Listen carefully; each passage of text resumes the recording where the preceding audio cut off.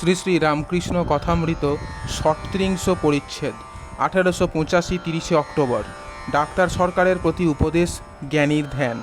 ঠাকুর সেই দোতলার ঘরে বসিয়া আছেন, কয়েকটি ভক্ত সঙ্গে। ডাক্তার এবং প্রতাপের সঙ্গে কথা কহিতেছেন। ডাক্তার শ্রীরামকৃষ্ণের প্রতি, আবার কাশি হয়েছে? সহাস্যে, তা কাশিতে যাওয়া তো ভালো। সকলের হাস্য। শ্রীরামকৃষ্ণ সহাস্যে, তাতে তো মুক্তি গো, আমি মুক্তি চাই না, ভক্তি চাই। ডাক্তার ও ভক্তেরা হাসিতেছেন। শ্রীযুক্ত প্রতাপ ডাক্তার ভাদুরীর জামাতা। ঠাকুর প্রতাপকে দেখিয়া ভাদুরীর গুণগান করিতেছেন। শ্রীরামকৃষ্ণ প্রতাপকে, আহা, তিনি কি লোক হয়েছেন! ঈশ্বর চিন্তা, শুদ্ধাচার আর নিরাকার সাকার সব ভাব নিয়েছেন। মাস্টারের বড় ইচ্ছা যে ইটপাটকেলের কথাটি আর একবার হয়। তিনি ছোট নরেনকে আস্তে আস্তে, অথচ ঠাকুর যাহাতে শুনিতে পান এমনভাবে বলিতেছেন, ইটপাটকেলের কথাটি ভাদুরী কি বলেছেন মনে আছে? শ্রীরামকৃষ্ণ সহাস্যে ডাক্তারের প্রতি, আর তোমায় কি বলেছেন জানো? তুমি এসব বিশ্বাস করো না। মন্বন্তরের পর তোমার ইটপাটকেল থেকে আরম্ভ করতে হবে। সকলের হাস্য। ডাক্তার সহাস্যে, ইটপাটকেল থেকে আরম্ভ করে অনেক জন্মের পর যদি মানুষ হই, আবার এখানে এলেই তো ইটপাটকেল থেকে আবার আরম্ভ। ডাক্তারেরও সকলের হাস্য।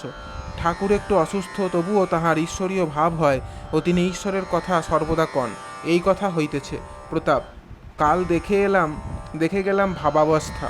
শ্রীরামকৃষ্ণ, সে আপনি আপনি হয়ে গিয়েছিল, বেশি নয়। ডাক্তার, কথা আর ভাব এখন ভালো নয়। শ্রীরামকৃষ্ণ ডাক্তারের প্রতি, কাল যে ভাবাবস্থা হয়েছিল তাতে তোমাকে দেখলাম জ্ঞানের আকার, কিন্তু মজক একেবারে শুষ্ক, আনন্দরস পায় নাই। প্রতাপের প্রতি, ইনি মানে ডাক্তার যদি একবার আনন্দ পান, অধ ঊর্ধ্ব পরিপূর্ণ দেখেন, আর আমি যা বলছি তাই ঠিক, আর অন্যেরা যা বলে তা ঠিক নয়, এসব কথা তাহলে আর বলেন না। আর হ্যাঁকম্যাক লাঠি মারা কথাগুলো আর ওর মুখ দিয়ে বেরোয় না। ভক্তেরা সকলে চুপ করিয়া আছেন। হঠাৎ ঠাকুর শ্রীরামকৃষ্ণ ভাবাবিষ্ট হইয়া ডাক্তার সরকারকে বলিতেছেন, মহিন্দ্রবাবু, কি টাকা করছো? মান করছো? ওসব এখন ছেড়ে দিয়ে একচিত্ত হয়ে ঈশ্বরেতে মন দাও, ওই আনন্দ ভোগ করো। ডাক্তার সরকার চুপ করিয়া আছেন, সকলেই চুপ। শ্রীরামকৃষ্ণ, জ্ঞানীর ধ্যানের কথা ন্যাংটা বলতো। জলে জল, অধ ঊর্ধ্বে পরিপূর্ণ। জীব যেন মিন, জলে আনন্দে সে সাঁতার দিচ্ছে। ঠিক ধ্যান হলে এইটি সত্য সত্য দেখবে। অনন্ত সমুদ্র, জলেরও অবধি নাই, তার ভিতরে যেন একটি ঘট রয়েছে, বাহিরে ভিতরে জল। জ্ঞানী দেখে অন্তরে বাহিরে সেই পরমাত্মা। তবে ঘটটি কি? ঘট আছে বলে জল দুই ভাগ দেখাচ্ছে, অন্তরে বাহিরে বোধ হচ্ছে। আমি ঘট থাকলে এই বোধ হয়, ওই আমিটি যদি যায় তাহলে যা আছে তাই, মুখে বলবার কিছু নাই। জ্ঞানীর ধ্যান আর কীরকম জানো? অনন্ত আকাশ, তাতে পাখি আনন্দে উড়ছে পাখা বিস্তার করে। চিদাকাশ আত্মা পাখি, আমি খাঁচায় নাই, চিদাকাশে উড়ছে, আনন্দ ধরে না। ভক্তেরা অবাক হইয়া এই ধ্যানযোগ কথা শুনিতেছেন। কিয়ৎক্ষণ পরে প্রতাপ আবার কথা আরম্ভ করিলেন। প্রতাপ সরকারের প্রতি, ভাবতে গেলে সব ছায়া। ডাক্তার, ছায়া যদি বললে তবে তিনটি চাই, সূর্য, বস্তু আর ছায়া। বস্তু না হলে ছায়া কি? এদিকে বলছো গড রিয়েল, আবার ক্রিয়েশন আনরিয়েল, ক্রিয়েশনও রিয়েল। প্রতাপ, আচ্ছা, আরশিতে যেমন প্রতিবিম্ব, তেমনি মনরূপ আরশিতেই জগৎ দেখা যাচ্ছে। ডাক্তার, একটা বস্তু না থাকলে কি প্রতিবিম্ব? নরেন, কেন, ঈশ্বর বস্তু? ডাক্তার চুপ করিয়া রহিলেন। শ্রীরামকৃষ্ণ ডাক্তারের প্রতি, একটা কথা তুমি বেশ বলেছ, ভাবাবস্থা যে মনের যোগে হয়, এটি আর কেউ বলেনি, তুমিই বলেছ। শিবনাথ বলেছিল, বেশি ঈশ্বর চিন্তা করলে বেহেড হয়ে যায়। বলে জগৎ চৈতন্যকে চিন্তা করে অচৈতন্য হয়। বোধস্বরূপ যার বোধে জগৎ বোধ করছে, তাকে চিন্তা করলে অবোধ। আর তোমার সায়েন্স, এটা মিশলে ওটা হয়, ওটা মিশলে এটা হয়, ওগুলো চিন্তা করলে বরং বোধ শূন্য হতে পারে, কেবল জড়গুলো ঘেটে। ডাক্তার, ওতে ঈশ্বরকে দেখা যায় মনি, তবে মানুষে আরও স্পষ্ট দেখা যায়, আর মহাপুরুষে আরও বেশি দেখা যায়, মহাপুরুষে বেশি প্রকাশ। ডাক্তার, হ্যাঁ, মানুষেতে বটে। শ্রীরামকৃষ্ণ, তাকে চিন্তা করলে অচৈতন্য। যে চিন্তা জড় পর্যন্ত চেতন হয়েছে, হাত পা শরীর নড়ছে, বলে শরীর নড়ছে, কিন্তু তিনি নড়ছেন জানে না। বলে জলে হাত পুড়ে গেল, জলে কিছু পড়ে না, জলের ভিতর যে উত্তাপ, জলের ভিতর যে অগ্নি, তাতেই হাত পুড়ে গেল। হাঁড়িতে ভাত ফুটছে, আলু বেগুন লাফাচ্ছে। ছোট নরেন বলে, আলু বেগুনগুলো আপনি নাচছে, জানে না যে নিচে আগুন আছে। মানুষ বলে, ইন্দ্রিয়রা আপনা আপনি কাজ করছে, ভিতরে যে সেই চৈতন্য স্বরূপ আছে তা ভাবে না। ডাক্তার সরকার গাত্রোত্থান করিলেন, এইবার বিদায় গ্রহণ করিবেন। ঠাকুর শ্রীরামকৃষ্ণ দাঁড়াইলেন। ডাক্তার, বিপদে মধুসূদন, সাধে তুহু তুহু বলায়, গলায় ওইটি হয়েছে তাই। তুমি নিজে যেমন বলো, এখন ধনুরির হাতে পড়েছ, ধনুরিকে বলো, তোমারই কথা। শ্রীরামকৃষ্ণ, কি আর বলবো? ডাক্তার, কেন বলবে না? তার কোলে রয়েছি, কোলে হাঁকছি, আর ব্যারাম হলে তাকে বলবো না তবে কাকে বলবো? শ্রীরামকৃষ্ণ, ঠিক ঠিক, একবার বলি, তা হয় না। ডাক্তার, আর বলতেই বা হবে কেন? তিনি কি জানছেন না? শ্রীরামকৃষ্ণ সহাস্যে, একজন মুসলমান নামাজ করতে করতে হো আল্লাহ বলে চিৎকার করে ডাকছিল।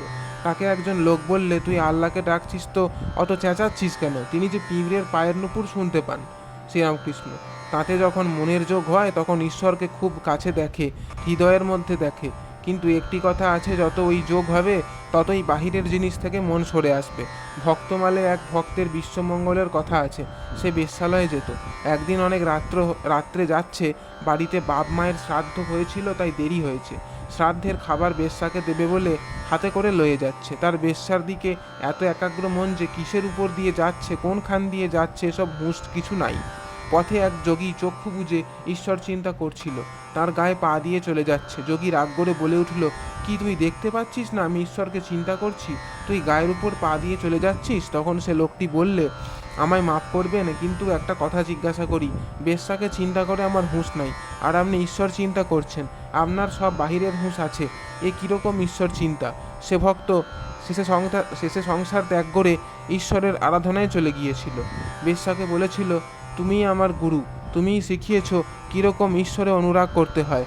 বেশ্যাকে মা বলে ত্যাগ করেছিল। ডাক্তার, এ তান্ত্রিক উপাসনা, জননী রমণী। শ্রীরামকৃষ্ণ, দেখো একটা গল্প শোনো। একজন রাজা ছিল। একটি পণ্ডিতের কাছে রাজা রোজ ভাগবত শুনত।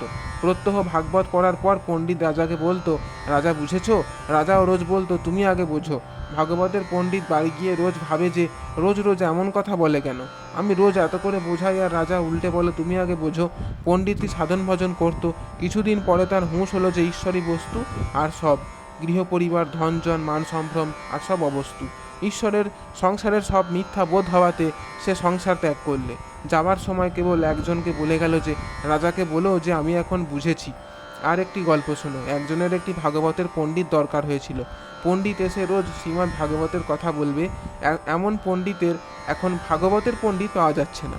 অনেক খোঁজার পর একটি লোক এসে বললে, মহাশয়, একটি উৎকৃষ্ট ভাগবতের পণ্ডিত পেয়েছি। সে বললে, তবে বেশ হয়েছে, তাকে আনো। লোকটি বললে, কিন্তু গোল আছে। তার কয়খানা লাঙল আর কয়টা হেলে গরু আছে। তাদের নিয়ে সমস্ত দিন থাকতে হয়, চাষ দেখতে হয়, একটু অবসর নাই। তখন যার ভাগবতের পণ্ডিতের দরকার, সে বললে, ওহে, যার লাঙল আর হেলে গরু আছে, এমন ভাগবতের পণ্ডিত আমি চাচ্ছি না। আমি চাচ্ছি এমন লোক যার অবসর আছে আর আমাকে হরিকথা শোনাতে পারেন ডাক্তারের প্রতি, বুঝলে? ডাক্তার চুপ করিয়া রহিলেন। শ্রীরামকৃষ্ণ, কি জানো, শুধু পাণ্ডিত্যে কি হবে? পণ্ডিতেরা অনেক জানে শোনে, বেদ পুরাণ তন্ত্র, কিন্তু শুধু পণ্ডিত্যে কি হবে? বিবেক বৈরাগ্য চাই। বিবেক বৈরাগ্য যদি থাকে তবে তার কথা শুনতে পারা যায়। যারা সংসারকে সার করেছে তাদের কথা নিয়ে কি হবে? গীতা পড়লে কি হয়? 10 বার গীতা বললে যা হয়, গীতা বলতে বলতে ত্যাগী হয়ে যায়। সংসারে কামিনী কাঞ্চনে আসক্তি যা ত্যাগ হয়ে গেছে, যে ঈশ্বরেতে 16 আনা ভক্তি দিতে পেরেছে, সেই গীতার মর্ম বুঝেছে। গীতা সব বইটা পড়বার দরকার নেই, ত্যাগী বলতে পারলেই হলো। ডাক্তার, ত্যাগী বলতে গেলেই একটা জফলা আনতে হয় মণি। তা জফলা না আনলেও হয়। নবদ্বীপ গোস্বামী ঠাকুরকে বলেছিলেন, ঠাকুর পেনেটিতে মহোৎসব দেখতে গিয়েছিলেন, সেখানে নবদ্বীপ গোস্বামীকে এই গীতার কথা বলেছিলেন। তখন গোস্বামী বললেন, টক ধাতু ঘং তাগ হয়। তার উত্তর, ইন প্রত্যয় করলে ত্যাগী হয়। ত্যাগী ও ত্যাগী এক মানে। ডাক্তার, আমায় একজন রাধা মানে বলেছিল। বললে, রাধা মানে কি জানো? কথাটা উল্টে নাও, অর্থাৎ ধারা ধারা। সকলের সহাস্যে। আজ ধারা পর্যন্তই রহিল। জয় ঠাকুরমা স্বামীজি।